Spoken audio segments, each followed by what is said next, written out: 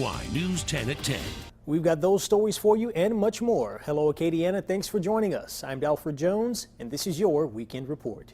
We begin tonight right here in Lafayette, where there's over $24 million in unclaimed cash for residents. News 10's Sylvia Masters joins us in the studio with what the state treasurer would like residents to know and how you can collect your cash. That's right, Dalford. Well, State Treasurer John Schroeder wants to remind citizens about the millions of unclaimed property right here in the state and even right here in Acadiana. Now, I spoke with him about what you can do to see if you may have any unclaimed property. This unclaimed property thing is something I've put a lot of time and effort into because it's a lot of money that the state's collecting, and we need to do a better job at returning that to the citizens of Louisiana. Treasurer Schroeder says in the Acadiana region there's about $35 million of unclaimed property that belongs to residents. We get about $80 million a year. We return about 30. The rest of it, there's a portion that goes to pay for the I-49 interstate system, and then the rest goes into the general fund, and the state spends it. Unclaimed property comes from payroll checks, bank accounts, royalties, deposits, interest payments, stocks, and life insurance. It's all very safe. You can go online and look. The average check's less than $900. There are some big ones, but the average check is $900 or less. To see if you have unclaimed property, go to latreasury.com and click on the Unclaimed Property tab. Now that will bring up the main page, or you can type in your information. We're actually going to have some legislation this year that protects the money, puts it into a trust fund, and create a dividend and that we can use for infrastructure or revolving loan program for local municipalities. Now, since 1972, the state has returned over $489 million to over 800,000 people. In the studio, Sylvia Masters, KLFY News 10. Sylvia, thank you. Now, the largest claim ever for a state resident was, guess, $2.3 million. That was just last year. Over to St. Landry Parish. The search is on for 26-year-old Tequencia Laws of Opelousas. Police say Laws was abducted in broad daylight by 33-year-old Kevin Savoy, the man you're seeing here, around 4:30 this afternoon. Police say they need help locating this vehicle used in the kidnapping, a 1998 white Ford Taurus, Louisiana license plate 779BUA. Anyone with information should contact Opelousas Police immediately. Police say the suspect is not known to be armed, but should be considered dangerous. Staying in St. Landry, the State Fire Marshal's office is trying to figure out the cause of an overnight fire in Opelousas that claimed the life of a 70-year-old woman. According to authorities, the Opelousas Fire Department was called to the 2000 block of Jake Drive just before 2 this morning. Firefighters found the woman deceased in bed. Official identification and cause of death is pending autopsy. Unfortunately, investigators were unable to locate smoke alarms in the home.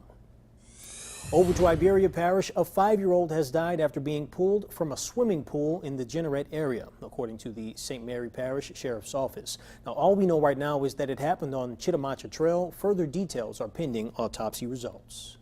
And here in Lafayette, another overnight fire. About 10:30 Saturday night, firefighters responded to a house in the 400 block of West Batchard Street. No one was home when firefighters arrived, but flames were seen coming through a rear window of the home. Investigators determined the fire started in the kitchen area due to an electrical short when an extension cord plugged into a window air conditioner unit overheated. And the Lafayette Sheriff's Office is investigating a homicide after a man's body was found on the 300 block of Lebesque Road near its intersection with Brothers.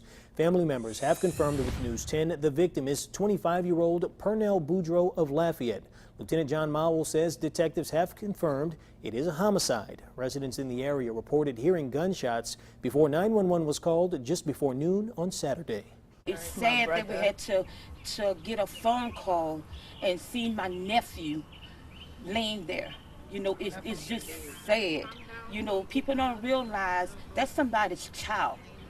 Now, we have to go on and be strong for my sister and his kids. And we are now in the Weather Center with Storm Team meteorologist Trevor Saunier. Trevor, nice temperatures today, beautiful sunny skies. How's that extra hour of sunlight this evening? Well, it worked out pretty well for me today. Yeah. I got some work done around the house, and it was nice and warm out there. Honeydews. Yeah, you know the drill. It was nice and warm out there to do those things, those temperatures in the 70s. Let's take a look at readings now. 73 in Lafayette, 71 in New Iberia, 68 in Opelousas. Satellite radar shows clouds continuing to come in, but we saw a few breaks in the clouds this afternoon, and that allowed us to see some sun, but it also allowed temperatures to warm up into the lower 80s, and we could see more of the same as we go through tomorrow. We could see an isolated shower or two overnight tonight, but live Doppler 10 not currently showing anything. As we head through tomorrow, temperatures rising into the upper 70s to near 80 once again. Some fog possible in the morning, and maybe a shower or two, mainly of the light variety, as we head through tomorrow afternoon and tomorrow evening. 68-year low tonight, 20% chance for a shower. South winds at about 2 to 8, fog possible after midnight. I do see a stronger system in the forecast as we head through midweek. Full details on that coming up. Dalford, back over to you. Trevor, thank you, sir. Lafayette is now home to a new helicopter facility. The official inauguration of the production site was held this weekend. Governor John Bel Edwards, along with the CEO of Copter Group, announced that the Switzerland-based helicopter maker will assemble its SH-09 helicopter right here in the hub city for customers around the country and in the Canadian area and Latin Americans market as well. Now, the manufacturing will start in 2021, and by 2025, there will be up to 120 direct jobs and 275 indirect. Here we have aerospace jobs, good paying jobs, and like I said, 120 direct jobs here by 2025, 275 jobs total. But this is important because there's going to be a lot of economic impact beyond the walls of this facility. The idea of a highway loop around the city of Lafayette has been around since the 1950s. Now, 6 decades later, that vision appears to be stronger than ever. A commission that's been around since the early 2000s has placed the project on the front burners. News 10 anchor Rob Mackel has more in a story you'll see only on 10. The proposed Lafayette Regional Expressway, or LRX, is meant to relieve some of the congestion that's so common on Acadiana roadways. The LRX would be a 36-mile, 4-lane toll road around the western side of Acadiana with controlled access exits. Supporters say it would also spur economic development and provide another hurricane evacuation route. I think that they had been talking about a loop for so long around Lafayette Parish, and we had missed out. Elaine Abel is chairman of the Lafayette Metropolitan Expressway Commission, which is spearheading the project. The state legislature created the commission in 2003. I think if we do it right, we'll be an example for the rest of the state how to do a toll road. That's how firmly I believe in this. Former DOTD Secretary Dr. Cam Movasagi is an advisor for the commission. It doesn't happen overnight. It takes so many years to plan it and plan it right and make sure that you can put it in place in the right way. The northern leg of the Lafayette Regional Expressway would be about 15 miles, going from I-10 in the Scott-Dusaw area to I-49 in Carencro. The southern leg would be about 21 miles, going from I-10 to LA-88 in Iberia Parish. The expressway would provide easy access to the Acadiana Regional Airport and the Port of Iberia. Commission members estimate tolls would be 13 cents per mile or $4.68 to drive from one end to the other.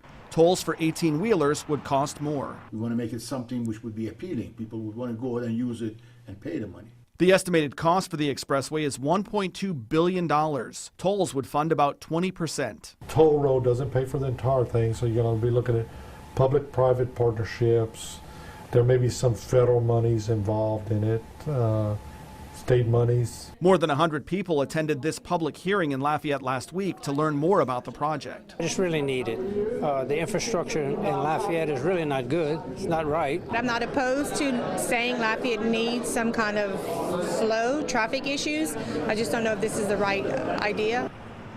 That was News 10 anchor Rob Mackel reporting. Now, the commission will be taking written comments until March 18th. The comments and documents will then be submitted to federal government for review. Commission members are hopeful the expressway can be built within the next 5 to 10 years. And now for this week's St. Landry Parish Crime Stoppers report.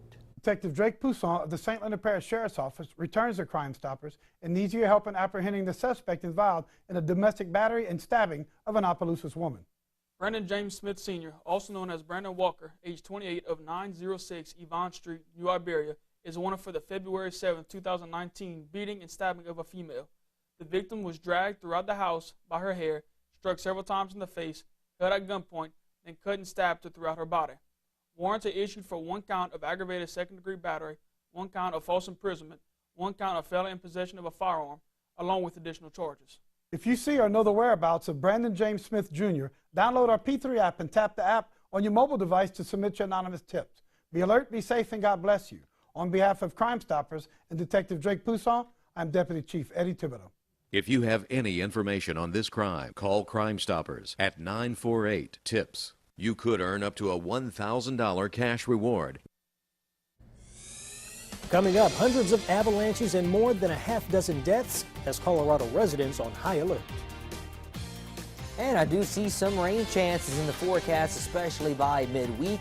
Get those full details right after the break.